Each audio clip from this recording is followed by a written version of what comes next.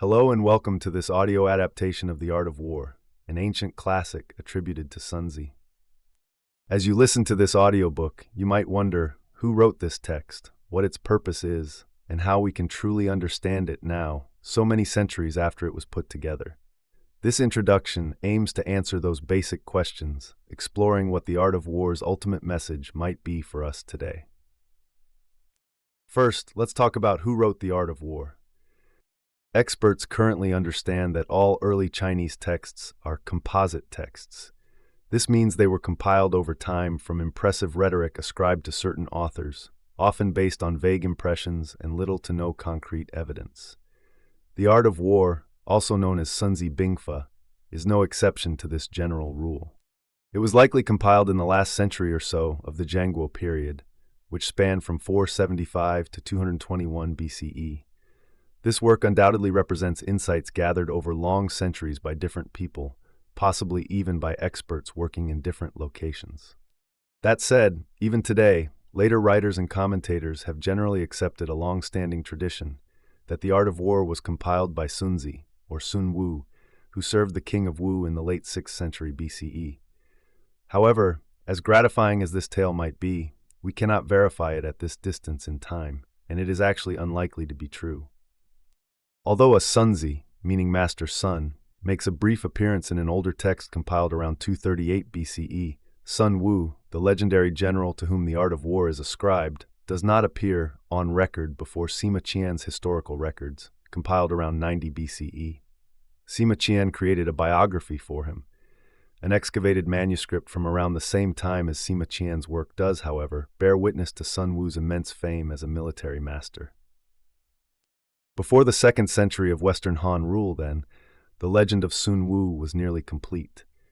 This Sun Tzu was the advisor who persuaded King Heilu of Wu to adopt a new mode of warfare. Instead of relying on nobles in 4-horse chariots, he deployed mass infantry troops. This method is credited with King Heilu's stunning victory over his neighbor, Mighty Chu, in 506 BCE. Sima Qian's biography summarizes Sun Tzu's method and tactics in one memorable scene. In this story, Sun Tzu drills 180 of the king's concubines in the new tight battle formations he envisions. He even dares to behead 2 of them when they disobey his orders. After persuading the palace women that they should follow him through heaven and earth, he goes on to lead the men of Wu, using similar methods, to an easy defeat of Wu's rival. The problem, however, is this. Sun Wu alone, in stark contrast to other heroes like Wu Zixu and Pan Guan, does not appear in any of the early masterworks that lovingly detail the complex maneuvers of the southern kingdom of Wu. For this reason, scholars since the 12th century have repeatedly questioned the historical truth of the Sun Tzu narrative. These doubters have explored a range of explanations for this anomaly. First, some suggest that Sun Wu never existed and is no more than a double-ganger for Wu Zixu. Second, others propose that Sun Bin, a better attested general who worked 150 years later for the state of Qi, needed a respectable forebear. So a Sun Wu, meaning Sun the Marshal, was devised to fill that role by a person or persons unknown. Third, it's suggested that Sun Wu, whether he existed or not, is credited with the same characteristics as all other military geniuses in the story cycles. And finally, some believe that listeners well versed in the rhetoric of high cultural learning within manuscript culture freely invented and adapted usable pasts to any pressing matters at hand. There's an old joke among classicists. The Iliad was not written by Homer, but by somebody else with the same name. This saying could easily be adapted to apply to the art of war ascribed to Sun Tzu. Today, we moderns have no access to more biographical material about this master than we find in passages that are fairly late in date. Unless someone can prove that the Sun Tzu who wrote The Art of War is the same General Sun Tzu who drilled the king's concubines and won the Battle of Boju, then the text might as well have been compiled by somebody else with the same name. That said, the Western Han stories about Sun Tzu reveal the assumptions that people at the court of the time entertained about the residents of the far-distant southeastern coast of China. They believed these people were prepared to use any ruthless methods when fighting, as they supposedly had little awareness or appreciation of the elaborate ritual code that, in theory, restricted the honorable courses of action open to high-ranking officers on the North China Plain. Yet these same officers' frequent resort to expedient alliances in the centuries leading up to unification by Qin in 221 BCE, coupled with their frank admiration for the professionalism shown by the dare-to-die soldiers drawn from the ranks of the commoners, soon challenged and complicated earlier notions of aristocratic honor throughout the territory we call China today. Consider this. A late 5th century BCE army rarely fielded more than 50,000 troops, but by 260 BCE, the kingdom of Zhao fielded an army of 400,000 to resist a Qin invasion, and by 225 BCE, General Wang Jian of Qin requested a force of 600,000 men for his invasion of Chu. Early histories might exaggerate the sizes of these armies. Nonetheless, such descriptions convey a sense of the power of the centralizing states to levy enormous infantry armies at short notice and supply these armies on protracted campaigns far from home. Annexations of weaker states brought newly conquered men and material, further enhancing the conqueror's ability to build roads, man forts, call up military recruits, and increase taxes. This, in turn, grew the war machine to conquer more territory. Thus, peasant soldiers became key to the ruler's power in the early empires of late Jianguo, Qin, and Western Han. The fact that policymakers generally regarded them as such helps to explain the surprising thrust of many masterworks from the early empires, not just Confucian texts. These works urged upon the rulers of the day a politics of the common good. Their reasoning was this: if the lowly commoner is to give his total allegiance to the ruler's war efforts, he merits a certain measure of consideration from his liege. The ruler should look to feeding and housing him and listening to his complaints, for it was such people who prop up the ship of state like deep waters. In addition, peasant soldiers must be credited with immortal souls if they are to entertain any hopes of adequate requital for their sacrifices on behalf of the ruling house. Hints of this willingness to rethink the bases for honor and patriotism emerge in some passages of The Art of War, even as others treat the infantry like animals to be herded toward their deaths. But that is a major story that lies mostly beyond a first listen to The Art of War. Next, let's explore what is the work ascribed to Sun Tzu good for. Like the general public, military men and textual scholars have long debated whether the ultimate message of The Art of War is pro-war or anti-war. By some accounts, Ho Chi Minh, his general Giap, and Mao Zedong scoured the text to plot their next strategic moves, although not a few dispute these claims. At the same time, the text urges its followers to embrace the notion that it is better to outthink the enemy than to fight him, in part because of the devastating costs of war. Any fair listening of the text ultimately depends on how much weight the listener places on the introductory versus the concluding chapters of The Art of War. Chapter 13 of The Art of War calculates coolly, for instance.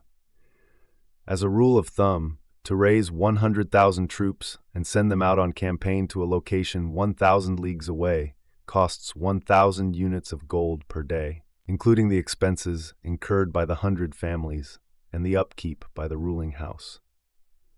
The last chapters of The Art of War are full of this sort of dovish rhetoric. Far from delivering a rousing call to arms for casual warmongering, The Art of War continually asks, explicitly and implicitly, whether other means, ranging from diplomacy to deceit, cannot be better deployed in service to the nation. Admittedly, this is a message that many listeners down through the ages have preferred to ignore, since The Art of War, meanwhile, teaches field commanders how to secure final victory, if possible, and honorable retreat when necessary. What is not up for debate, then, is the emphasis that The Art of War places on strategic thinking, nor can its massive influence be denied, both in expected contexts like military planning and battlefield engagements, and in unexpected ones, such as sex manuals, contemporary business guides, and bureaucratic manuals. As strategic thinking proves essential in so many professions and walks of life, The Art of War has gained adherents in improbable quarters. Not just at West Point and Harvard Business School. Here is a small selection of those alternative readings for your enjoyment. First, in games of skill, for example, archery contests or games of chess, where celebrity is gained by those who can deliver reliable victories. Second, in academic careers, since warfare is a surprisingly common metaphor in the history of scholarship and very popular in the early empires in China. Third, in business ventures. Bai Gui, whose mercantile acumen prompted the Wei Kingdom's ruler to recruit him for high office, ran his business as a general would, we are told. Fourth, in sexual dalliances with their lively thrust and parry. And finally, in medical practices where an illness portrayed as an invasion must be overcome. Listeners interested in Sino-American relations will doubtless find intriguing the tale of the art of war's introduction to American readers via a careful translation by Brigadier General Samuel B. Griffith II during the American-Vietnam War from 1954 to 1975. Griffith's translation of The Art of War played a vital role in spurring revisionist treatments of the Chinese communists during the 1960s and 1970s, wherein Mao's faithful figured as anything but Soviet automatons. Tracing the ups and downs of The Art of War's legacy in the United States can open a window onto the assumptions that the U.S. military has brought to Cold War, post-Cold War, and Trump-era policies, even as The Art of War participates in a much broader spectrum of the American imagination. Even before becoming president, Donald Trump tweeted Sun Tzu wisdom to his followers. Trump, unlikely to have listened to The Art of War, included its enthusiasts in his administration. Steve Bannon was a missionary for Sun Tzu. Sebastian Gorka, former deputy assistant to the president, sported a vanity license plate that read, Art War. Neither Bannon nor Gorka lasted long in the White House, but they were hardly alone in their fondness for the military classic. Ex-Secretary of Defense James Mattis, a retired Marine Corps general, remains true to General Griffith's tradition. Mattis commented about his listening on strategy. He said, "You've got to know Sun Tzu and Karl von Clausewitz, of course. The Army was always big on Clausewitz, the Prussian, the Navy on Alfred Thayer Mahan, the American, and the Air Force on Giulio Douhet, the Italian. But the Marine Corps has always been more Eastern-oriented. I am much more comfortable with Sun Tzu and his approach to warfare." The question is, did Mattis deploy The Art of War while maneuvering in the White House? Apparently not much. Perhaps there are just too many cryptic lines in The Art of War ascribed to Sun Tzu. Now let's consider why listen to this classic today. One may as well ask, why listen to anything today? If pressed to extract a single overriding message from the text, it would be this. Perform your calculations for everything liable to calculation, but also think very deeply about what people are capable of. The book opens with talk about how to unify the wills of elites and those without access to great power, and it alludes to the vagaries of people in all ranks and walks of life, only to end with an inquiry into success and failure that lays great stress on the concrete intelligence provided by defectors and spies. This makes for riveting listening, especially in an age when big data and artificial intelligence seem to suggest that human beings as a species are more malleable than we'd like to think, while the internet pervades an often hostile world, replete with a host of new battlefields. One fine observation supplied by The Art of War makes sense. Closer acquaintance with the past, and especially the stories told about compelling figures in the past, whether good or bad, wise or too smart for their own good, helps to prepare the thinking person to become a better judge of options in the current socio-political realm. There is no good reason to believe that the past was any simpler than the present, and this form of forethought is all the more incumbent, given the complex challenges now confronting global citizens. Since the direst calamities can ensue from failures to generate more nuanced assessments that factor in the long-term and inadvertent consequences of apparently attractive proposals. The Iraq invasion, or the Brexit mess, to take two recent examples, clearly reflect refusals to engage in long-range planning and to probe common stereotypes. That may explain why Sun Tzu's The Art of War turns up more and more frequently in daily life in these United States. When Speaker of the House Nancy Pelosi stared down Donald Trump over his demand for billions for a border wall, her colleague James Clyburn of South Carolina introduced her to fellow lawmakers as the Sun Tzu of her day, only slightly mangling his citation of the Chinese classic in the process. Doubtless, the art of war has assumed such an exalted place in the Western world because war is the force that gives our lives meaning, and we all, alas, live in a war zone now. Then, too, we are so apt to define power by violent action, drinking deep from the metaphors for life that highlight struggle, that it seems only natural to us that lessons from war will help us in the office or on the sports field. And our certainty of this is heightened when we turn to games, to computer programs like AlphaZero, or to mathematical algorithms to decide the right solution for competing schemes. Even to those who have acquired good judgment, a major problem persists, however. Operations in real life and in real time are always based on imperfect information.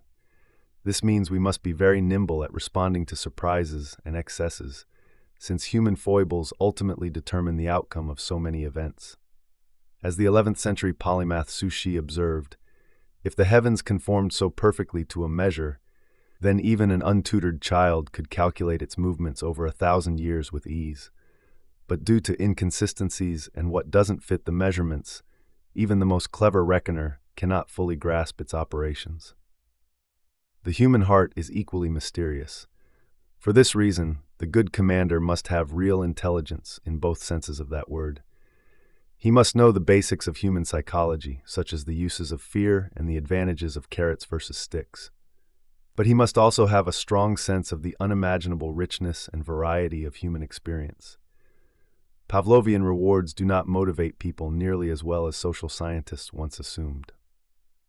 To that end, listening to The Art of War schools us in the significance of 3 Chinese concepts that barely figure in comparable Western discussions, but are nonetheless crucial when we contemplate any arena of rule-free action. These are: first, quan, which means contingency, balance of forces, or the careful weighing of options. Second, shi, meaning disposition or strategic position. And third, another shi, meaning timing and timely opportunity. Whenever we innovate, or whenever irregular, unpredictable, or unprecedented situations arise, as they do so often in modern life, we take the plunge, whether we welcome it or not, trying to find our way to a constructive outcome. Prudence demands that due heed to fixed rules be tempered by more flexible approaches if the long-term well-being of the physical body, the social circle, and the body politic is to be achieved or maintained. As every beginning student of Chinese culture soon learns, thinkers in early China did not admire rule-based behavior as extravagantly as do ethicists in the modern West, schooled in the Kantian or Neo-Kantian moral or categorical imperatives. So the art of war, no less than the analects ascribed to Confucius or Laozi's Tao Te Ching, trains the thinking person in the subtle art of knowing when to stick to the rules and when to toss them aside. Stubbornness in sticking to a plan likely spells doom to the unwary, as Chapter 3 warns. It matters, too, that the art of war brings us around to the commonsensical politics of the common good, a line of reasoning seeking mutual benefit that deserves far greater attention today, as a valuable corrective to the Gordon geckos of the corporate and political world, with their cynical views on what matters in human life. Let us begin with the fact that the initial preparations for war were made in the temple, in the presence of the ancestors, because guidance of every sort was sought in fraught undertakings, even when the violence was sanctioned. Moreover, the art of war ends with a quiet coda whose firm assertion is too often overlooked, that even the most impressive empires fall as soon as their rulers, by their careless conduct, lose or cast aside the best men in their employ. So while duplicity and deception have their places in war, the one constant central to both victory in wars and stable order in peacetime is the goodwill and mutual trust that binds ruler, commander, and their men together. Granted, listeners who are so inclined can easily find ways to hear in the more enigmatic lines of The Art of War advice to manipulate anyone who is vulnerable. But such interpretations would not sit well with the most admired masterworks devoted to ethical, legal, political, and religious issues in the early empires in China. These classics insist that those in power may not hold cheap the predilections and desires of their subordinates. As Chapter 10 says, the best commander is he whose sole concern is to protect his men and promote his ruler's interests, with those interests defined in the final Chapter 13 in terms of humanity and humaneness. Accordingly, the able commander gauges the morale of his men constantly, anxious to do right by them, since all are joined in a single endeavor, wherein the loss of one is a loss to all. Needless to say, the commander sometimes has no alternative but to sacrifice some of his men, in the hope of preserving countless others who would otherwise be killed, enslaved, or raped, but he is acutely aware of the gravity of his decisions. Concepts developed in the art of war may foster in today's listeners the will to formulate more realistic guidelines for taking action or retreating without blindsiding either the person or valued allies. The goal is to deflect attacks from others whenever humanly possible. Perhaps the most profound message derived from the art of war, and one of immense relevance today, is that any victory depends upon knowing oneself at least as well as the other party cast as the obstruction. Know yourself, the art of war enjoins the listener, before trying to command others in matters great and small. Collapse comes when a senior officer fails to understand his own capacities. For character counts and character tells, sooner or later, all the more so in tricky situations. Those in charge must exemplify wisdom, reliability, humaneness, courage, and strictness, Sun Tzu tells us, lest widespread disaffection thin the ranks and bring disasters in its wake. The wise leader in the art of war has infinite patience for correcting his or her own flaws, if only because the leader creates the conditions for internal and external strength, but whether the enemy can be conquered or not rests with him. Courage thus entails a clear-eyed willingness to reckon what likely can and cannot be changed, opening a path not too dissimilar from Dorothy Day's, "The life you save may be your own."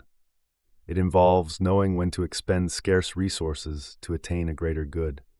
For that reason, the ideal commander does not let himself be encumbered by the dismal thought of the individual lives that face ruin, lest his mixed emotions impede the methodical planning and execution of the war that is his primary responsibility. True leadership is not craven, in the sense that it does not feed upon celebrity, as the finest way to win a battle is not necessarily one that the whole realm applauds.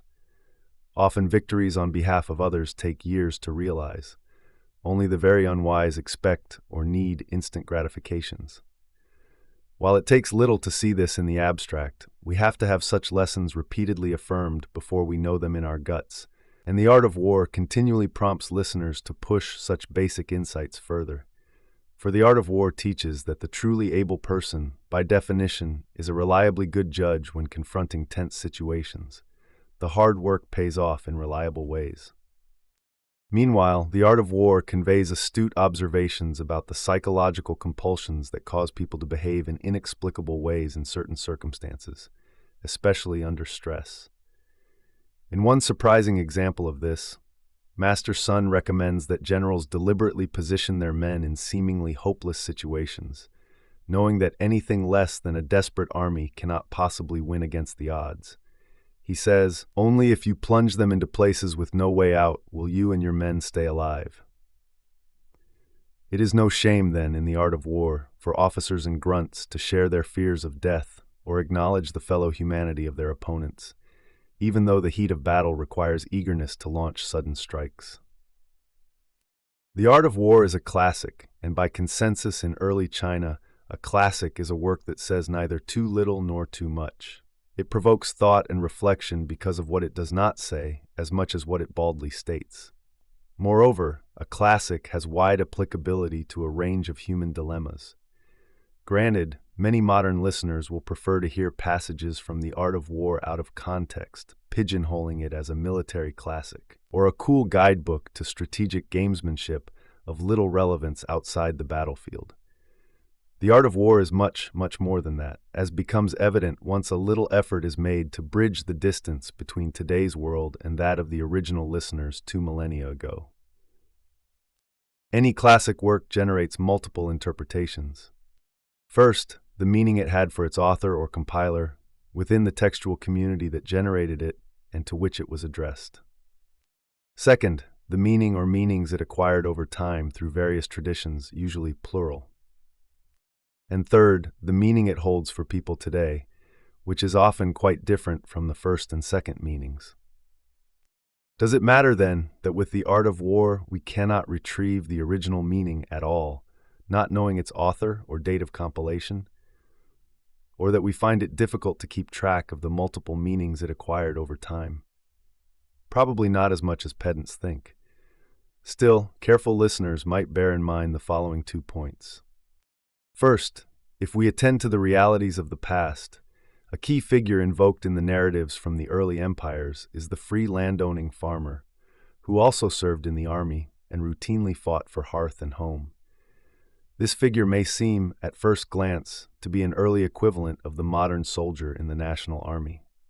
Still, the pitched struggles in the pre-modern period were as much about family honor as about individual glory, while the actual struggles of heroes, military and non-military, tended to be more personal, spurred, for example, by the desire for a name for personal bravery and martial virtue, or for revenge, and not only because there were no drones to reduce casualties to collateral damage.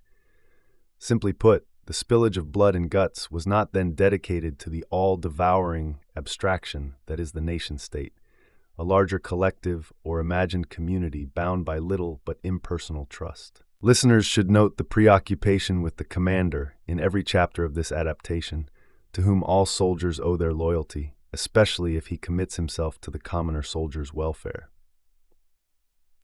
Second, what further impedes more informed listenings of the art of war is the common misperception that the Chinese always preferred promotion of the civil arts over the martial. Several essays in the forthcoming Norton Critical edition of The Art of War take up this topic, demonstrating that it is essentially a modern argument imposed on the distant past in China. Huan Tan, for example, one of the most famous Confucian masters of the 1st century BCE, studied the 5 classics with a court classicist and swordsmanship with a swordmaster. In mid-Ming, Wang Yangming, from 1472 to 1529, won renown as both an idealist thinker and a canny general. The Art of War has become a classic precisely because it is not merely a technical manual registering a sharp distinction between military and civil life, a dichotomy too obvious for the most sophisticated masters in antiquity to dwell upon. Bringing a bit of historical depth to the Art of War means the astute listener can travel beyond principles of strategy to investigate the very cultural bedrock of contemporary China, while circumventing the shifting sands of cultural essentialism.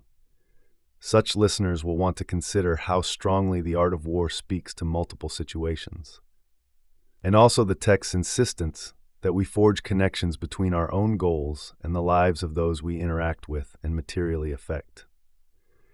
Finally, why listen to this Norton translation in particular? Okay, you have decided to listen to The Art of War, but why listen to this particular translation when so many are available, including one with a foreword written by General David Petraeus, telling us that Sun Tzu's classic work is, in short, every bit as relevant now as when it was written. After all, the language of The Art of War is deceptively simple, a delicious aspect of a work which treats deception and self-deception with utter seriousness. Throughout, The Art of War uses familiar, almost rudimentary vocabulary, but redefines the graphs in subtle ways. The primary meaning of quan in modern Chinese, for instance, is power, and yet The Art of War never employs the graph in this way.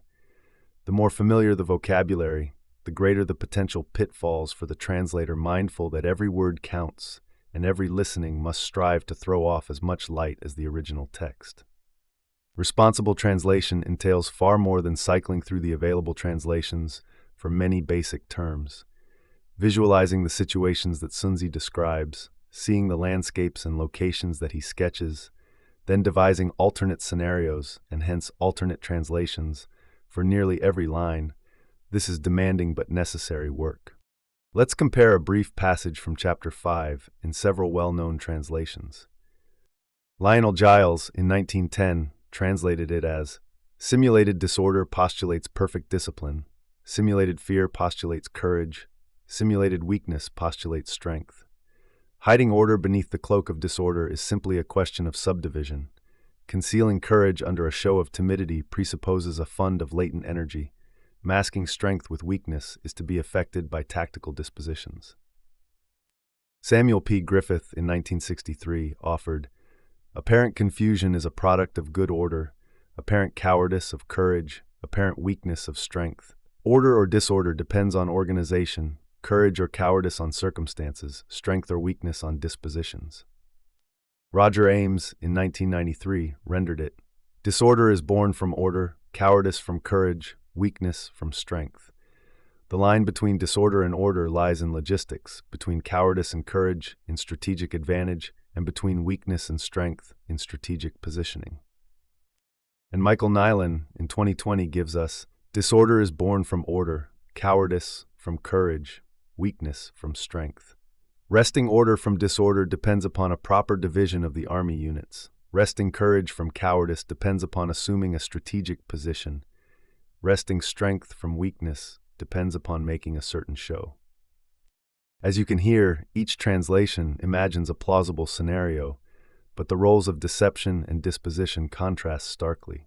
For 3 years, an international group of scholars, drawn from multiple disciplines, has pored over successive drafts of this translation, with the intention of making The Art of War speak more powerfully to general listeners and specialists alike, both East and West. Members of the working group included a former military officer and a poet, as well as the usual sampling of academics. This particular array of expertise has been critical to the Norton translation of The Art of War. Invariably, we began work on a particular chapter by congratulating ourselves that this chapter, at least, was pretty straightforward. Before the hour was out, we'd be stuck in the mire, hacking our way through clusters of synonyms and parsing the fine implications of terrain, territory, and lands, or state, kingdom, and realm. No word escaped the group's notice, and that is as it should be. Here is where I thank my lucky stars that so many talents were willing to work with me on this translation. No matter how skilled the individual translator, there are limits to one person's imagination, one person's listening, and one person's knowledge. I believe that this edition of The Art of War provides the richest possible interpretations for a spare and elusive text that repays sustained analysis, compels our respect, and still raises big questions after 2,000 years of close examination. Now we begin Chapter 1. Chapter 1, First Calculations.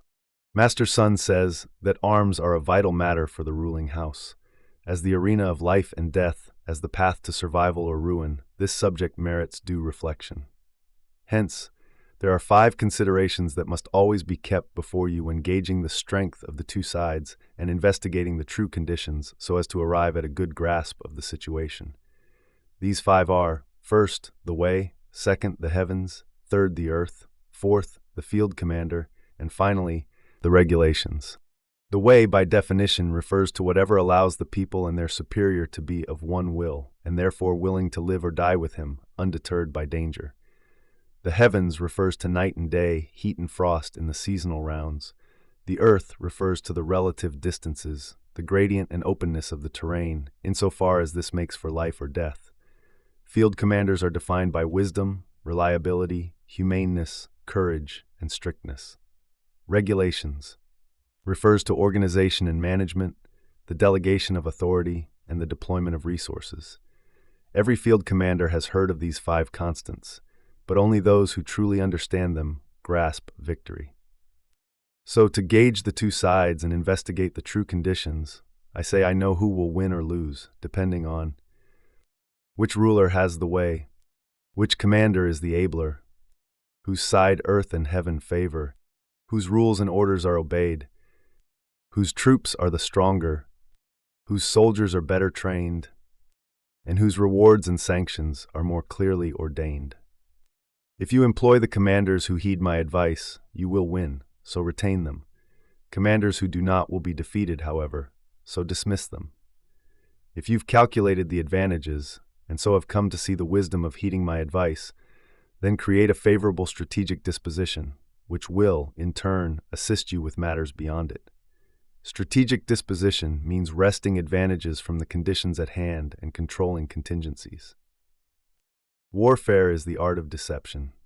So when you can, feign incapacity, and when deploying troops, appear to have no such plans. When close, seem to them to be far away, and when far away, seem near. If the enemy commander is avid for advantage, use it to lure him in.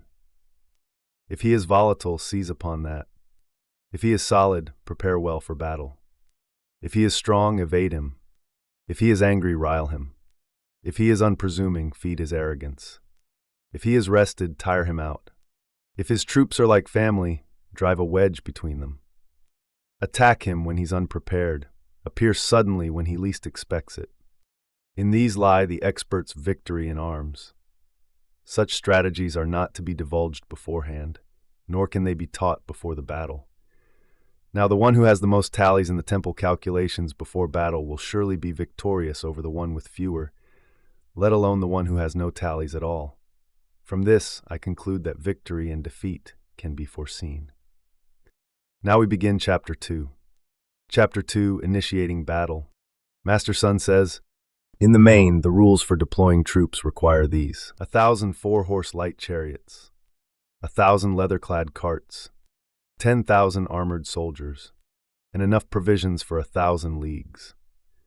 As a rule, attend to the foreign and domestic outlays, the expenditures for clients and retainers, the resources needed to buy glues and lacquers, the initial price and upkeep of chariots and armor, plus 1,000 ingots of gold for daily expenses in the field.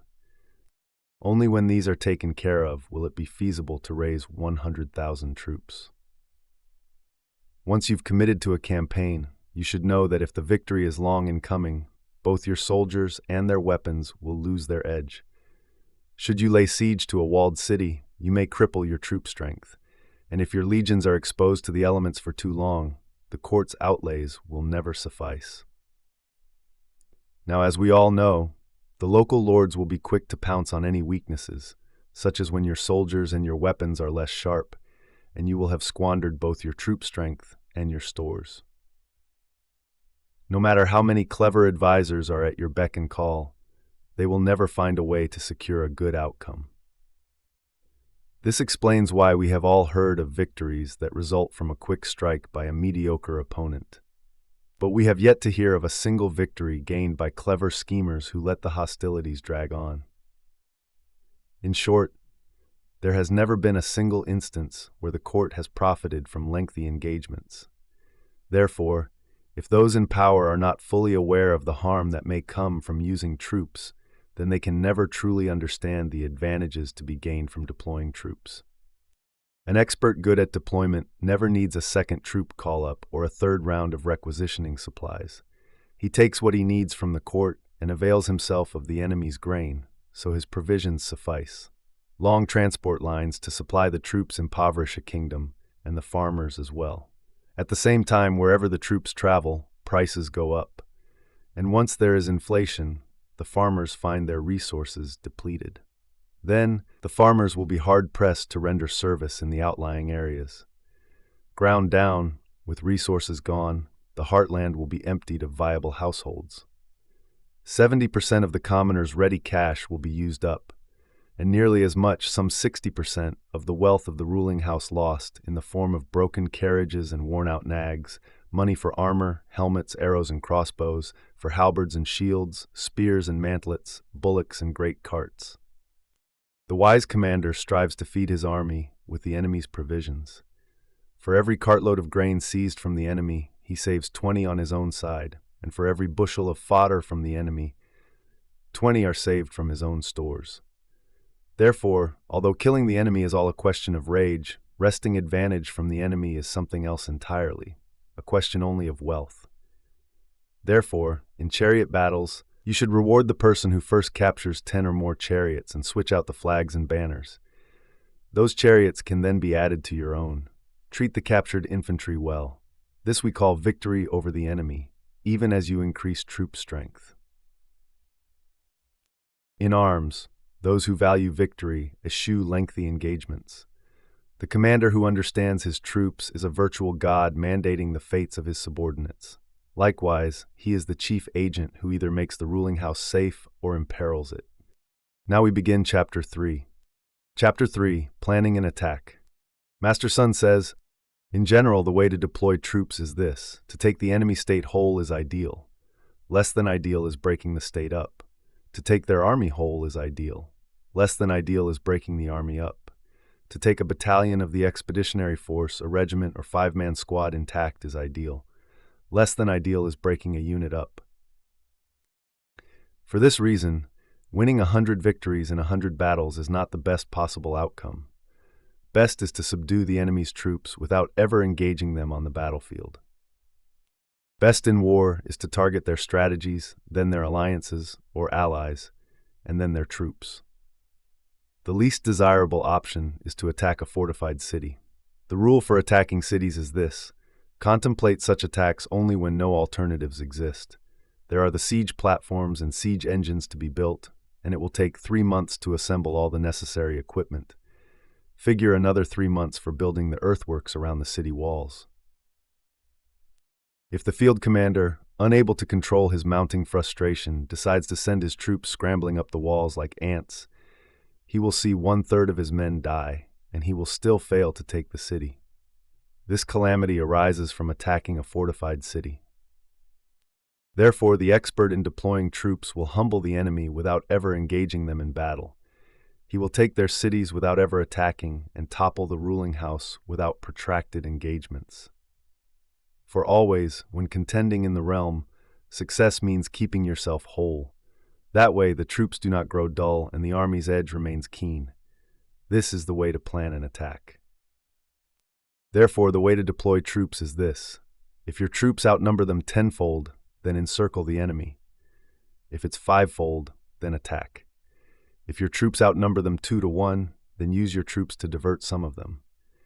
And if the troops on both sides are evenly matched, then you can meet them on the battlefield. If your troops are inferior, then give ground. But if your troops are much inferior, you'd best evade the enemy. A smaller force's stubbornness in sticking to a plan makes it easy prey for the larger force. Now, as we all know, the good field commander is the chief support of the realm. If the support is sturdy on all 4 sides, then the realm will be strong. But if the support is flawed, the realm will always be unstable. Therefore, there are several ways the ruler may imperil his armies. First, if he fails to understand when the army cannot advance or retreat, and he orders them to do so. This is a classic case of hobbling the troops. Second, if he fails to understand the respective tasks of his 3 armies, and he governs them all in the same way, then his army officers will be confused. And finally, if he fails to see how to balance and synchronize the operations of his 3 armies, then his officers will doubt his competence. Once the 3 armies are not only confused but also suspicious, then trouble from the local lords will surely ensue. This is a classic case of inducing chaos in the army and throwing victory away. To realize victory, go by 5 paths. First, by figuring out whether it is possible to fight or not. Second, by recognizing how many troops are needed for the task. Third, by unifying the aims and ambitions of the high and low ranking. Fourth, by being prepared for the unexpected. And fifth, by the ruler's refusal to meddle with his able commanders. These 5, they are the way to taste victory. And so I say, know the enemy, know yourself, and you will meet with no danger in 100 battles. If you do not know the enemy, but you know yourself, then you will win and lose by turns. If you know neither the enemy nor yourself, you will lose every battle, certainly. If you're enjoying this discussion on strategic planning and the wisdom of ancient warfare, consider supporting my future projects by trying a free Audible trial for 30 days. Your support helps bring more valuable content like this to life. Now we begin Chapter 4. Chapter 4, Forms to Perceive. Master Sun says, of old, those who excelled in battle thought first to make themselves invincible, and so they waited for the moment when their enemies could be defeated. It is you who determine your own invincibility, but whether the enemy can be conquered or not rests with him. Therefore, whoever excels in battle can make himself invincible, but he cannot always make the enemy vulnerable. Hence I say, the conditions for victory can be known, but they cannot be forced. Go on the defensive when your enemy cannot be overcome. Go on the offensive against a vulnerable enemy. Defend when your troop strength is lacking. Attack when you have surplus strength. To excel at defense means hiding oneself away in the deepest recesses of the earth. To excel at offense means striking from the highest reaches of the heavens. Therefore, the commander who is good at both offense and defense can preserve himself and achieve total victory. A victory that does not surpass the understanding of the vulgar crowd is not the best sort of victory. Nor is the finest way to win a battle one that the whole realm applauds. Just as lifting the tip of an autumn hair doesn't mean you're strong, seeing the sun and moon doesn't mean you've got keen eyes. Hearing a thunderclap doesn't mean your ears work well. In antiquity, those who were deemed good generals achieved victory over the easily defeated. Therefore, he who excels in battle doesn't have a name for cleverness, nor does he garner accolades for his courage. He never errs in winning battles, because he places his men where they are bound to win, and he conquers those who are already lost. So, those who excel at battle take a stand where they cannot be defeated and never squander the chance to defeat the enemy. Thus, the troops who win care most about victory and less about doing battle, and the troops liable to defeat care most about going into battle and less about seeking victory. The commander good at deploying troops cultivates these ways and holds to these rules. Therefore, he can make policies that lead to victory or defeat. The art of war consists of first, measurements, second, estimates, third, calculations, fourth, weighing, and fifth, victory. The terrain leads to measurements. The measurements lead to estimates. The estimates lead to calculations. The calculations lead to weighing the options. The weighing leads to victory. Thus, victorious troops come down as heavily as a ton against an ounce, and the reverse is true for the defeated army. The victors, in sending their men into battle, may as well be opening the floodgates into the steepest ravine. So the form becomes clear. Now we begin Chapter 5. Chapter 5, the disposition of power. Master Sun says, in general, ordering the multitudes is just like ordering the few, in that it requires a division into units. Battling the multitudes is just like battling a few, in that it requires a distribution of duties and titles. The multitudes who comprise the three armies can be made invincible when under attack. It is simply a matter of calculating the odds for a surprise versus a conventional engagement. When troops are added, they should come down hard, like a whetstone hurled at eggs. It is simply a matter of empty versus full. In general, conventional methods engage the enemy, while surprise secures victory.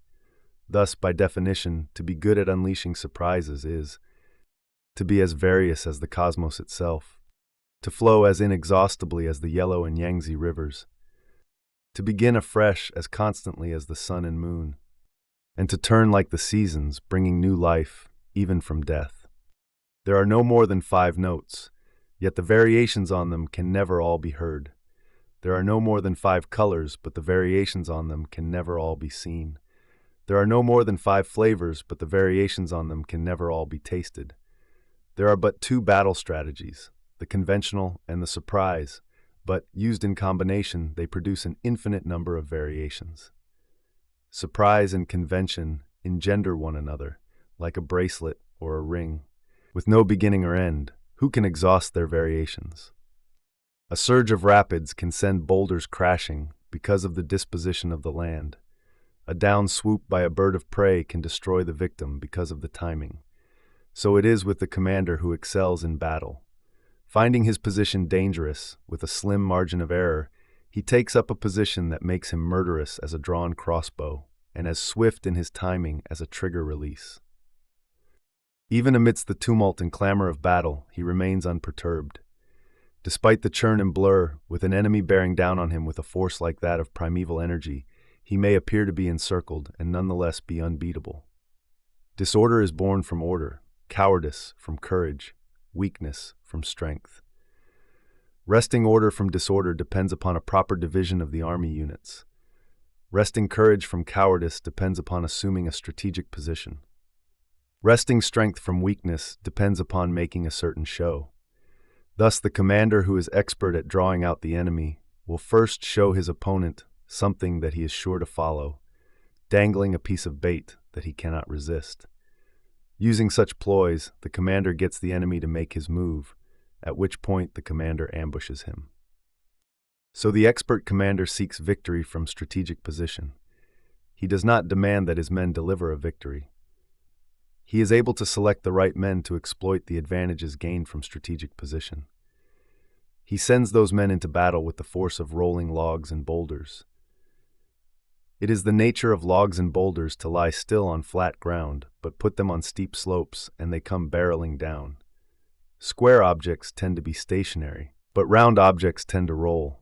So it is that the strategic position of the expert commander can be likened to rolling round boulders down a steep high mountain. This defines the strategic disposition of power. Now we begin Chapter 6. Chapter 6, Weak and Strong. Master Sun says, in general, whoever takes his position first on the battleground to await the enemy can take his time, whereas the commander who takes up his position belatedly must rush into battle hard-pressed. By definition, those who excel in battle compel the enemy, and they do not let others compel them. It is beneficial to the enemy if he can come of his own accord, and a hindrance if you prevent him from arriving on schedule. Thus, to manage to wear down a well-rested enemy, to starve a well-provisioned force, or to dislodge them from a safe perch, all these happen only when you have lured the enemy out of the place where he could feel unhurried, so that he must rush to a place he never intended to go. Only in unoccupied territory can you march 1,000 leagues without growing weary. Only with an undefended place can you attack, fully confident that you will seize your objective. Only when defending an unassailable place can you be certain of holding your position. Thus, facing an expert in offense, the enemy does not know where to defend, and facing an expert in defense, the enemy does not know where to strike. So veiled and subtle is he, his moves nearly invisible. So marvelous, miraculous, virtually soundless he strikes, like a god deciding the enemy's fate. An advance too powerful to resist means bursting through the weak enemy lines. A withdrawal that evades pursuit means speed too great for capture. So if our country wants to fight, we see to it that the enemy has no choice but to do battle with us, even when he is behind high walls and deep moats. We force him to engage with us in battle by attacking what he must save. But if our country has no desire to fight, we make it impossible for the enemy to engage us, even if we have no better protection than a line drawn in the sand. In either case, we have thrown him off course. So long as we determine the enemy's forms while concealing ours, we can concentrate our forces while he divides his. If our army is united and the enemy's divided, that is using a force of 10 to attack one. We are many to his few. Given that our country has legions of men to attack small forces, then those who would confront us in battle are bound to find their numbers reduced. The place we have chosen to give battle must be kept secret. If the enemy cannot anticipate us, he will have to prepare to defend many positions, and then the enemy units doing battle with us will be fewer. Thus, if the enemy prepares to reinforce his front, his rear is weakened, and if he prepares to reinforce the rear, his front is weakened. And so it goes with the left and the right. To be prepared everywhere is to be strong nowhere. A position is weak when one force makes preparations against another, and stronger when one forces others to prepare for it. Those who can anticipate the place and day of the engagement can march 1,000 leagues to join the battle. But for those who cannot anticipate the place or day of battle, their left flank cannot rescue the right, nor their right the left.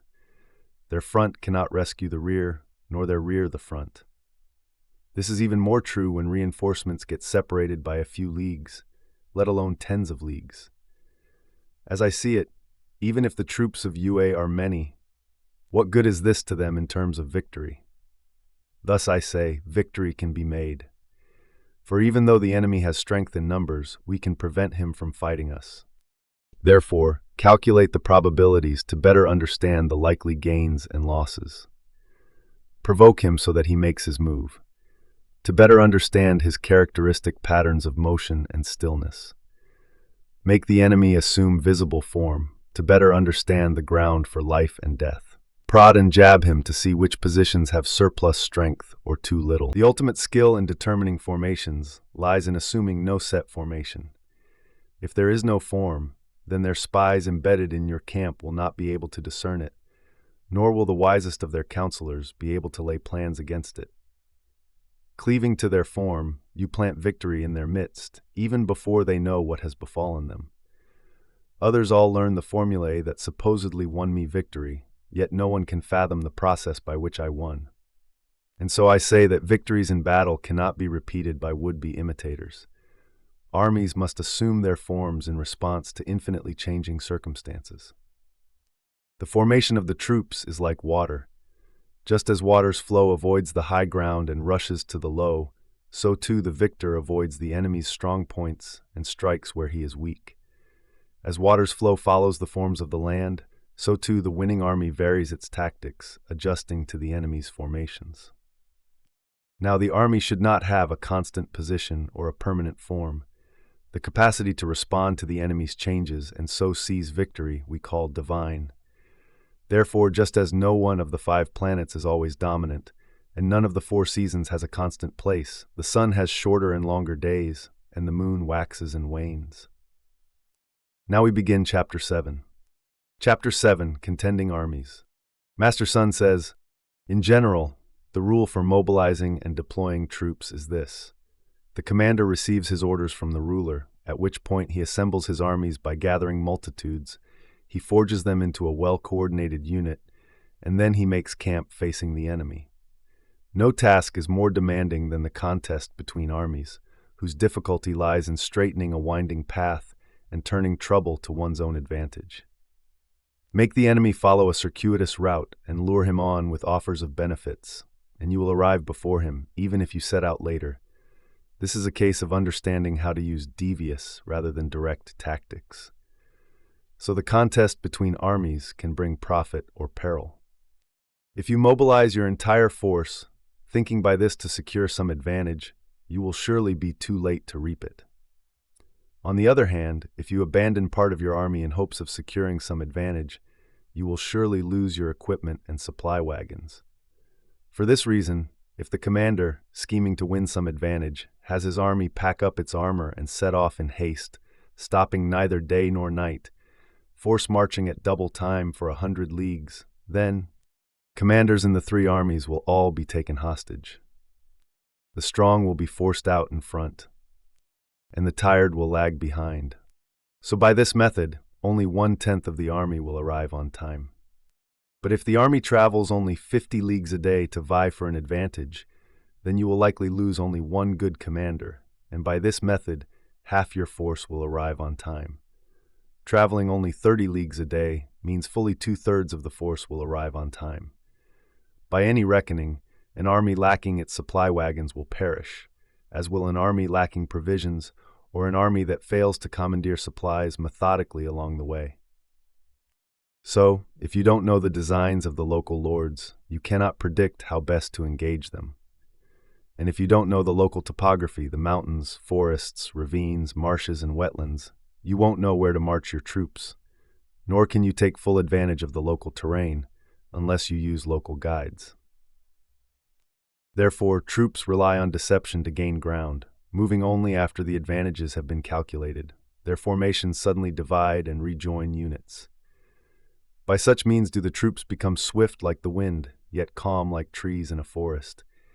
And by such means do they consume like a raging fire while remaining as unmoved as a mountain. They become as hard to fathom as shadowy forms and as startling as thunderclaps. When plundering the countryside, divide your numbers, and when extending your territory, divide the spoils generously. Weigh the pros and cons before making any move. Whoever knows both the devious and direct tactics in advance will surely triumph. This is the rule for the contests between armies.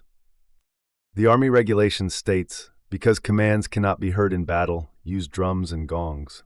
Because units cannot readily identify one another in battle, use flags and pennants. Drums, gongs, flags, and pennants are the means to coordinate men's ears and eyes. Once the men are of one heart and mind, the brave will not be able to advance on their own initiatives, nor the cowardly retreat. This is the best way to manage the masses of men. Thus, in night battles, make extensive use of torches and drums, whereas in battles during the day, make extensive use of flags and pennants. These are the tools that can alter men's perceptions. The three armies can be demoralized and their commanders made to lose heart. Now, in the morning, the enemy's morale is high. By noon, it begins to flag. By evening, the enemy feels drained. Thus, to command morale, the commander who is expert at deploying troops avoids the enemy when he is high-spirited, but he strikes when their energies are flagging. To command hearts and minds, he meets the enemy's disorder with good order and his panic with utter calm. To command the utmost physical power, he confronts the enemy who has come from afar on a battlefield near him, pitting his own well-rested and well-fed troops against exhausted and starving enemy troops. Do not intercept an enemy whose array of banners is perfectly uniform. Do not attack an enemy whose flags are in perfect order and whose formations are disciplined. By such means, the commander can master the whole range of contingencies. Therefore, the rules of deploying troops are these. Do not attack an enemy who has the high ground. Do not go against an enemy that has his back to a hill. Do not follow an enemy that feigns retreat. Do not attack the enemy's crack troops. Do not take the enemy's bait. Do not stop an army on its way home. When surrounding the enemy, leave him a way out. Do not press an enemy who feels cornered. These are the rules for deploying troops. Now we begin Chapter 8. Chapter 8, 9 Contingencies. Master Sun says, in general, the rule for deploying troops is this. Once the commander receives his charge from the ruler, he assembles his armies and gathers his multitudes. He refuses to make camp in difficult terrain. He meets with others at the major thoroughfares. He takes care not to tarry in terrain where he can be cut off. He makes plans if the terrain is liable to encirclement. He battles to the death if the terrain offers no way out. There are roads he will not travel, armies he will not strike, walled cities he will not attack, terrain he will not contest, nor will he accept and obey each and every one of the ruler's commands. Thus, a commander with a thorough grasp of the advantages to be had from the 9 contingencies will surely know how to deploy his troops, while the commander who fails to grasp these essentials will not be able to wrest any advantages from the terrain, even if he knows the lay of the land. Failing to appreciate the arts of managing the 9 contingencies, anyone who would command the troops will likewise not be able to secure the most from his men, even if he understands the 5 methods to take advantage of the terrain. For this reason, the wise commander never misconstrues or fails to ruminate on the advantages and disadvantages. As he takes advantages into account, his hard work pays off in reliable ways. Taking disadvantages into account, he finds a way to extricate himself from trouble. Thus, to subjugate the local lords, he uses the threat of harm. To keep them in his service, he gives them tasks to do, and to lure them on, he dangles the prospect of gain. So the rule for deploying troops is this. Do not count on the enemy not coming. Depend instead on your side being prepared to confront him. Do not count on the enemy not attacking. Depend instead on your side having an unassailable position. So a commander may have 5 fatal flaws. One determined to fight to the death can be killed. One determined to survive at all costs can be captured. One with a quick temper can be provoked by insults. One obsessed can be sullied and disgraced. One who would spare the people grief can be overburdened. In general, these 5 dangers in a commander can prove fatal when he is deploying troops. One or more of these 5 traits is invariably the cause for an army's rout and the slaughter of its commanders. A good commander must give the most careful consideration to these 5. Now we begin Chapter 9. Chapter 9, Fielding the Army. Master Sun says, in general, to position the army and size up the enemy, these rules apply. In crossing mountains, keep to the valleys and face the open ground. Keep to the high ground and, in the heat of battle, do not scale the mountains. This is the right way to field an army in the mountains. In crossing perilous waters, distance yourself from the water as soon as possible. When the invader is in perilous water and coming your way, do not meet him in the water. If you let half of their force cross before you attack, that is to your advantage. Those eager for the fray should not meet the invaders near the water. Take a position up high facing open ground and do not go near the water's flow. This is the right way to position an army near water. In crossing perilous salt marshes, the key thing is to rush through and brook no delay. But if you must engage the enemy in the midst of salt marshes, stick to the water grasses that allow your troops firm footing and place your back against the stands of trees. This is the right way to position an army on salt marshes. On the flatlands, position yourself on level ground. Put your army's stronger forces on the right with the higher ground at their backs. Make sure the battle stays in front with the safe area behind. This is the right way to position an army on flatlands. The Yellow Emperor defeated the Four Lords by gaining an advantageous position for his army in these 4 different situations. In general, an army prefers high ground and dislikes the low ground. It values sun and safety, not the dark and danger. It aims to increase its chances of survival by taking up a position on solid ground with ample resources. And when an army experiences none of the 100 maladies to which it is prey, then it will certainly win.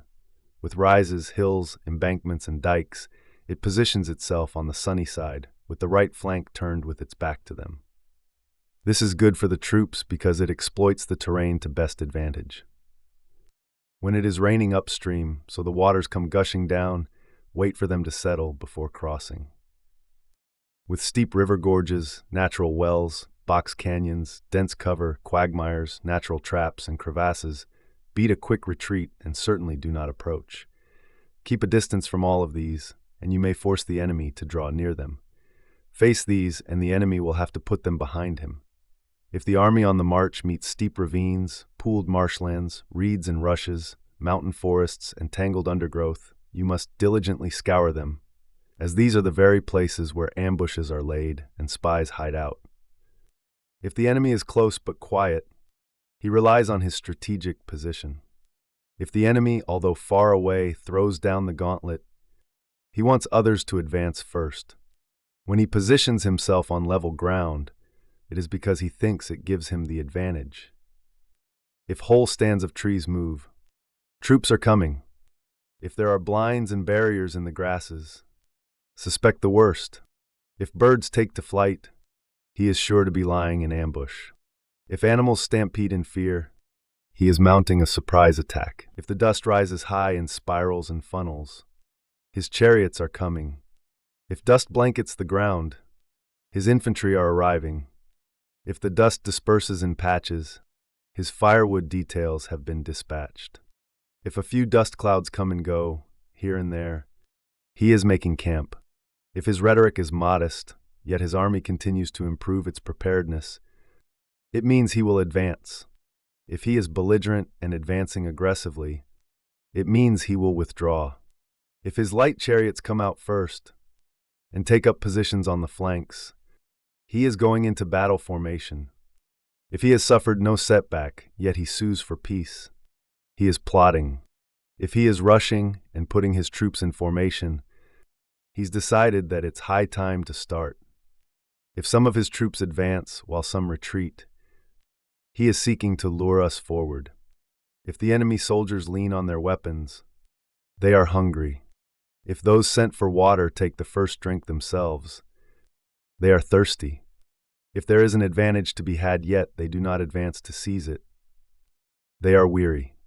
Wherever birds gather, the enemy position is unoccupied. When there are shouts in the night, the enemy is frightened. When there is turmoil within the ranks, the commander is not respected. When their flags and pennants are shifting about, the enemy is in chaos. When his officers are easily angered, the enemy is exhausted.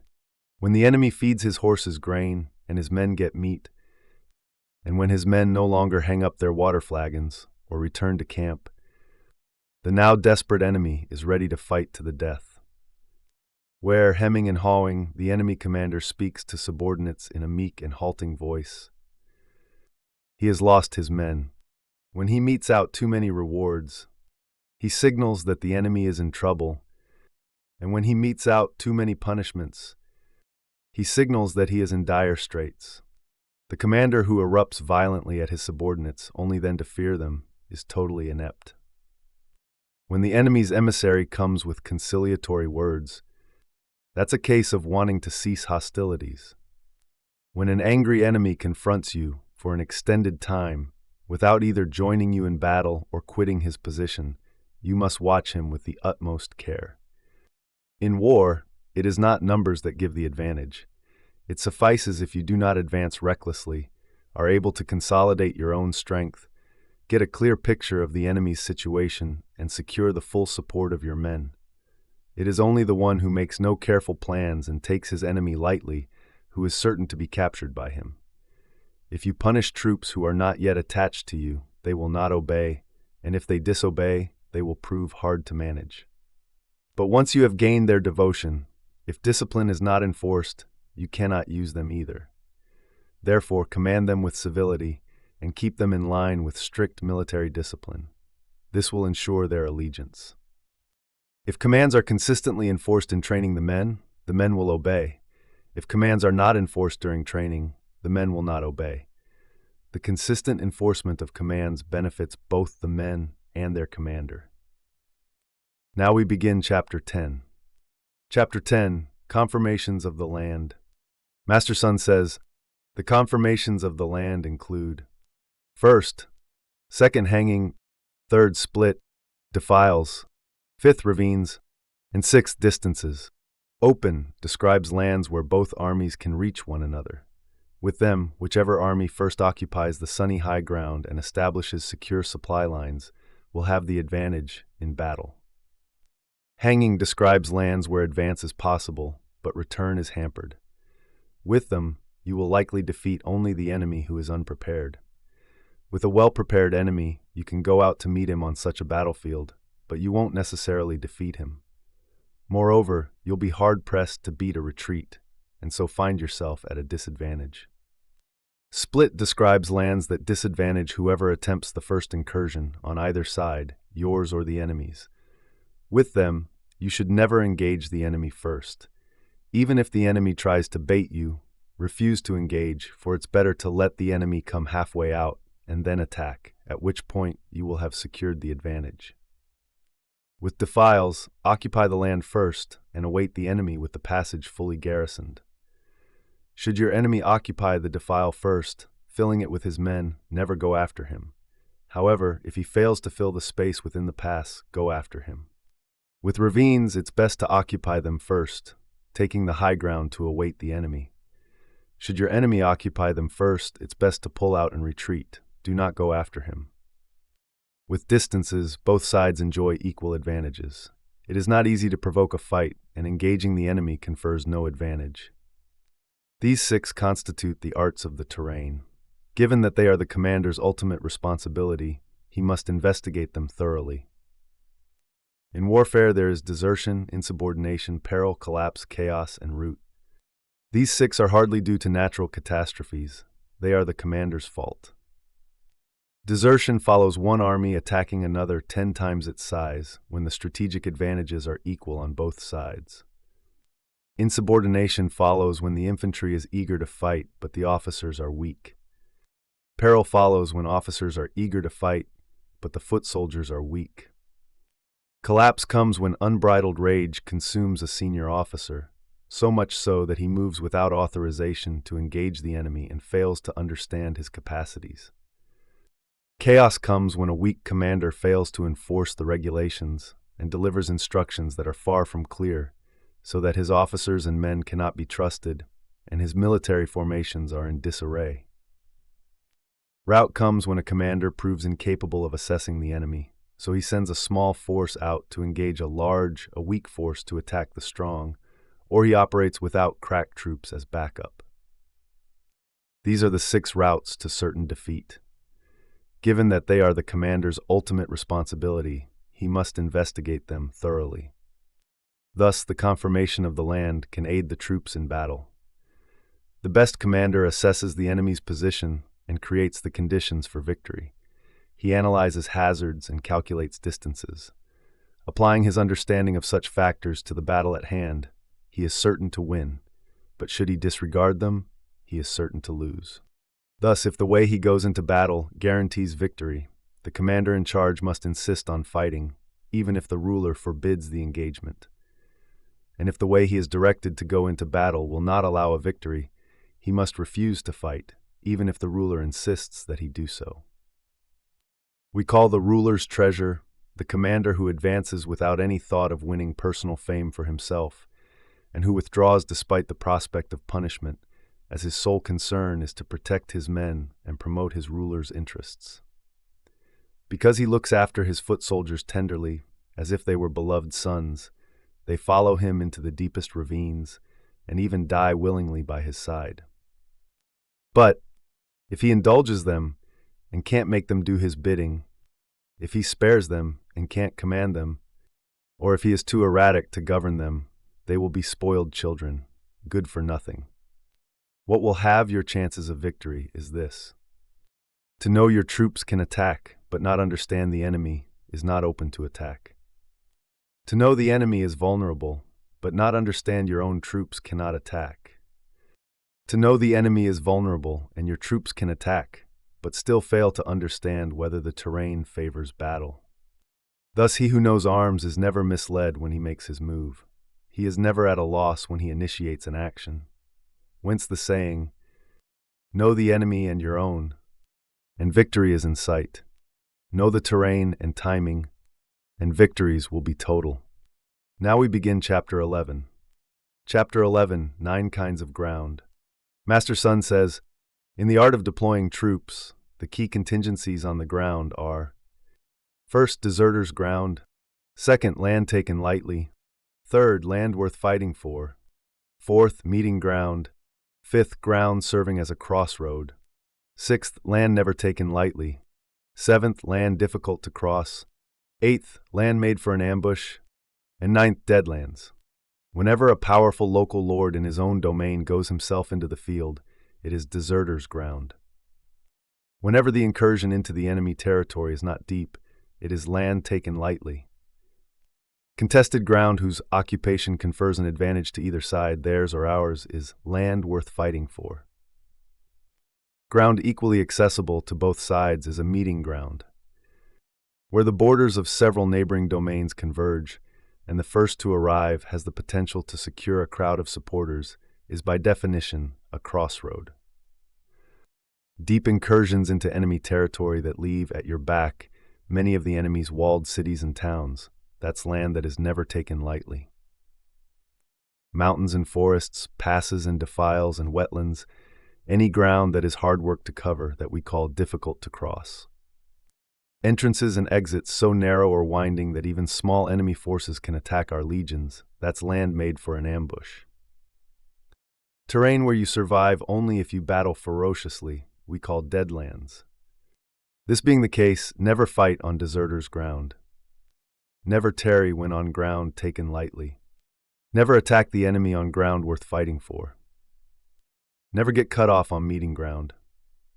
Always seek to make allies on crossroad lands. Always pillage on lands not taken lightly. Always press on in difficult grounds. Always be ready with strategies in lands made for an ambush. And always, always in the deadlands, fight like hell. The commanders of old, acclaimed for their expertise in deploying troops, were able to force the outcomes, whereby the enemy's vanguard and rear guard could not reach each other. The enemy's main unit and its auxiliaries could not support each other. The enemy's officers and men could not save one another. The enemy's superiors and subordinates could not maintain communication lines. The enemy's foot soldiers, once separated, could not regroup. The enemy troops, once assembled, could not form ranks. When these expert commanders deemed it advantageous, they moved into action. Otherwise, they never budged. Suppose someone posed the question, how should we prepare for an enemy fortified with great numbers and with strict discipline, who is about to advance on us? I would reply, if you seize whatever he values most before he can prevent you from doing so, you will have his ear. A most important consideration in war is speed. With speed, you can exploit whatever is beyond the enemy's reach. You can take the routes he least expects, and you can attack him before he's prepared. In general, the guidelines for the guest army invading are these. The deeper the penetration into enemy territory, the greater the invader's cohesion, so the host army may not prevail. Plunder the enemy's most fertile fields, and your entire army will have plenty to eat. Pay special attention to your troops' food rations and do not tire them out. Lift their morale and build up their strength. Employ stratagems that make your troop movements impossible to predict. Throw your troops into situations where they have no way out, and they will confront death and never retreat.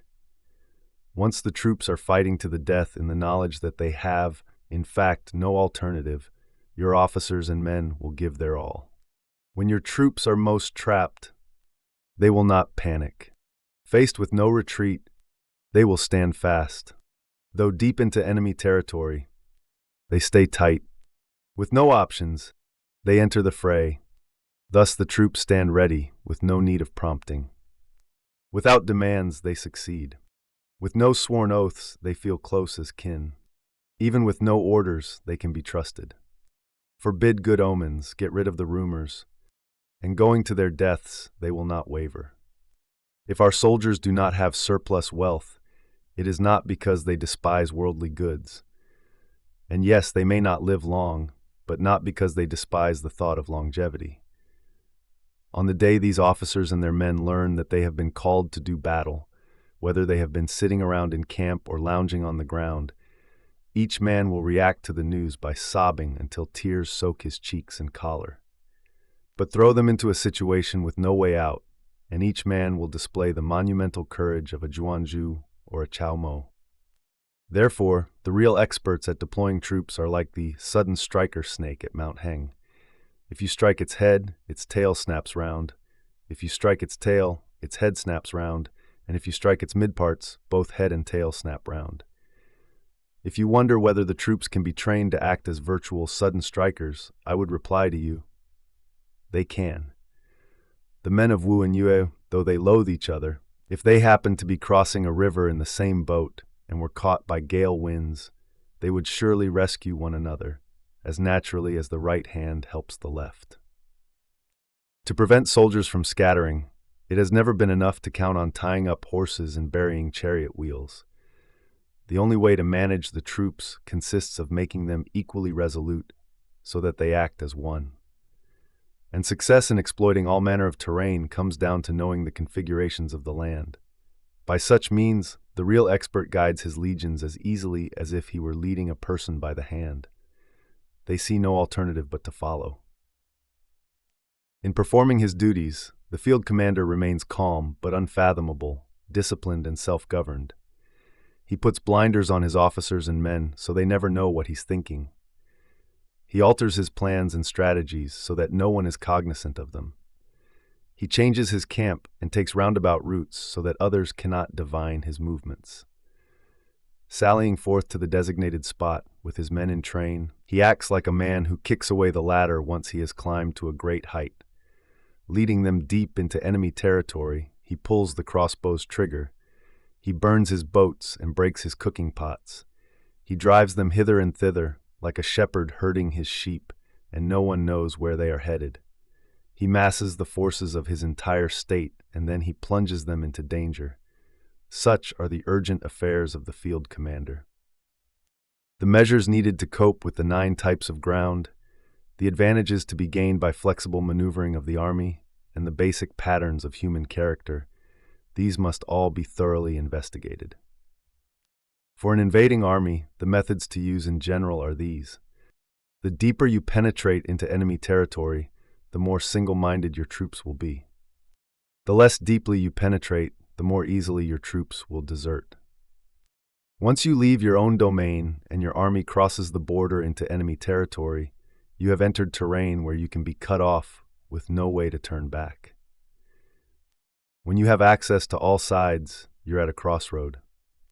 When you have invaded deep into enemy territory, you're in land that is never lightly taken. When you have penetrated only a short distance, you're in land easily taken. When your back is to secured ground and you face a narrow defile, you're in land made for an ambush. And when you've nowhere to turn, you are in the Deadlands.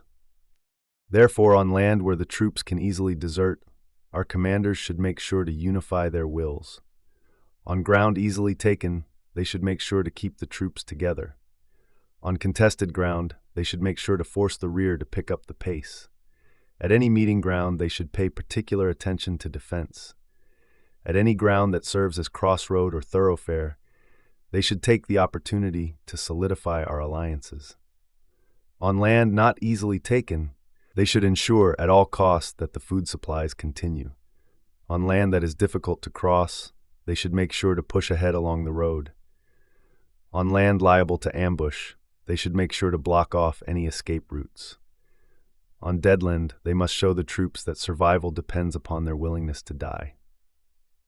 Thus, the inclination of the soldier is to resist when surrounded, to fight when you have to, and to follow orders when pressed to the verge. Unless you know their intentions, you cannot enter into alliances with the rulers of neighboring states in advance. Unless you know the lay of the land, its mountains and forests, its passes and defiles, its wetlands, you cannot deploy an army on it. Unless you can employ local scouts, you cannot take advantage of the terrain. If an army fails to act wisely in even one of these respects, it is not fit for a hegemonic leader. Until you employ local guides, you cannot take advantage of the terrain. When an army of a hegemon attacks a large state, it prevents the enemy from gathering its forces. And when its awe-inspiring might bears down on the enemy, it prevents the enemy from joining forces with its allies. In this way, a true leader neither jockeys for alliances with other states, nor cultivates his influence throughout the realm. Rather, by trusting in his own plans and bringing awe-inspiring might to bear down on his enemy, he easily plucks the walled cities of the enemy and topples its ruling house. If you give out extravagant rewards and issue unexpected orders, you can compel the entire army as easily as one man. Compel them to do their duties, but never reveal your plans. Drive them with rewards, but never reveal the hardships.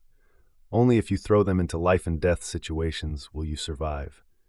Only if you plunge them into places with no way out will you and your men stay alive. Now, as we all know, only when the rank and file are endangered will you wrest victory from defeat. Therefore, the business of waging war lies in careful study of the enemy's designs. Focus your strength in a single direction, and you can kill the other commander 1,000 leagues away. This we call realizing your objective by wits and skill. So on the day war is declared, close off the passes, tear up any agreements, forbid any further contact with enemy emissaries. Rehearse your plans thoroughly in the palace and the ancestral temple so that you may execute your plans. When the enemy gives you an opening, rush in. Tempt him with whatever he lusts for, and then by subtle means determine the date for battle. Never let him know the timing of your attack. The only steadfast rule is to adapt to the enemy's moves in order to determine the course and outcome of the battle. So, at first move like a modest maiden, and the enemy will open his door. Later be as swift as a hare on the run, and any resistance will prove too late. Now we begin Chapter 12. Chapter 12, Attacks with Fire. Master Sun says, the 5 kinds of incendiary attacks are: first, setting fire to personnel; second, setting fire to stockpiles of supplies; third, setting fire to the baggage trains and supply wagons; fourth, setting fire to the granaries and armories; and fifth, setting fire to everything along the routes between encampments having possible reinforcements. When deploying fire, there must always be flammable materials for it to consume, and those materials must always be on hand. There are appropriate times to light fires in an attack, when the weather is dry and hot, and appropriate days to raise fires, the days when the moon is located in one of the four constellations, Winnower, Wall, Wing, and Chariot Axle. Typically on those days, the winds pick up and carry the sparks everywhere. In general, you must adapt to whatever changing situations may arise with these 5 types of attack. If you manage to set a fire inside the enemy camp, you must go in as soon as possible, but if the enemy's troops remain calm, despite an outbreak of fire, bide your time and do not attack. Let the fire reach its height, and if you can follow through, do so. But if you cannot, stay where you are. If you see the potential to get an agent to set a fire from a location outside the camp, don't wait until he infiltrates the camp. Set the fire as soon as the time is right. If the fire is set upwind, don't attack downwind. Know that while the wind may blow throughout the day, it tends to stop at night. In general, the army must be made to fully understand the rapid turns of fortune that can come from the 5 fire attacks, and you must protect them by your calculations about timing. With fire's help, attack and guide its course. With water's help, attack and wield its force. Water can cut the foe off, true, but will not seize his goods for you. Disaster, by definition, is failing to capitalize on your achievements despite victory in battle and seizure of the spoils. As the phrase goes, he who hesitates is lost. Hence the saying, the brilliant ruler thinks it through, while good commanders refine the plan. When nothing's to gain, move not. Over things of little worth, fight not. Save in direst need, war not. A ruler cannot call up armies in a rage, nor can his commanders start a war over a slight. They move only if it is to their advantage. They bide their time if it is not. A person in a rage can be restored to good humor, and someone mortally offended can be restored to affability.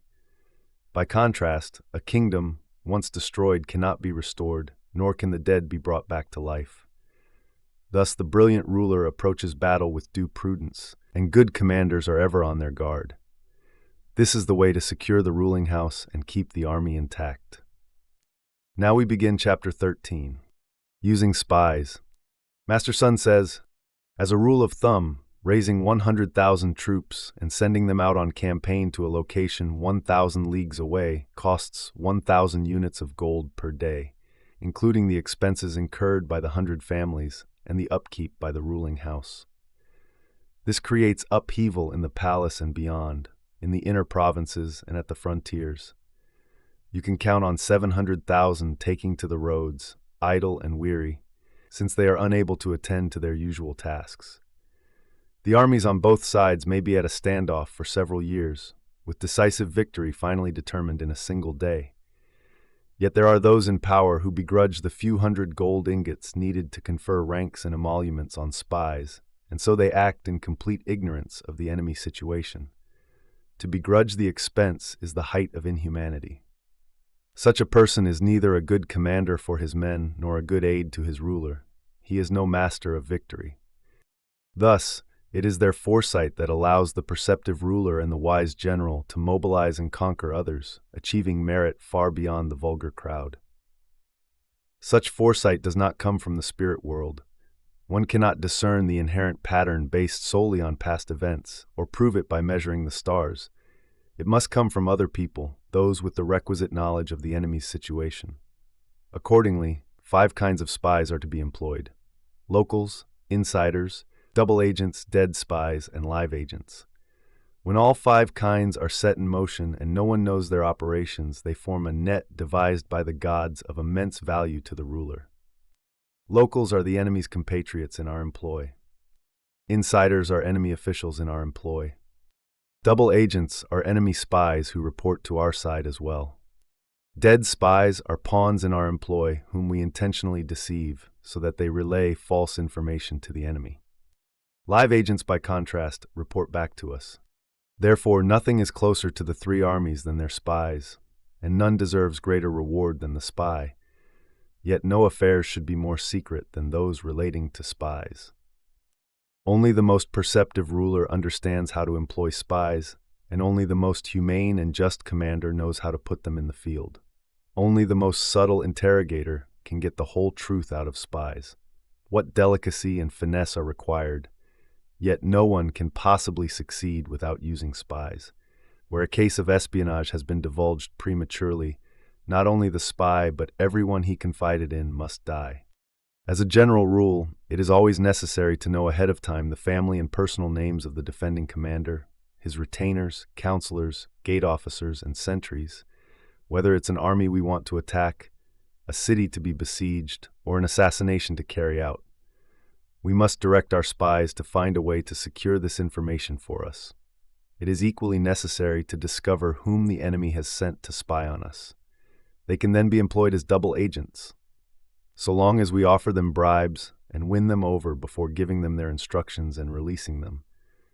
Availing ourselves of these double agents, we can recruit and employ locals and insiders. By the same token, we can learn what false information to feed the dead spies so that they inform the enemy of it. Relying on their familiarity with the situation, our live spies can complete their assignments on schedule.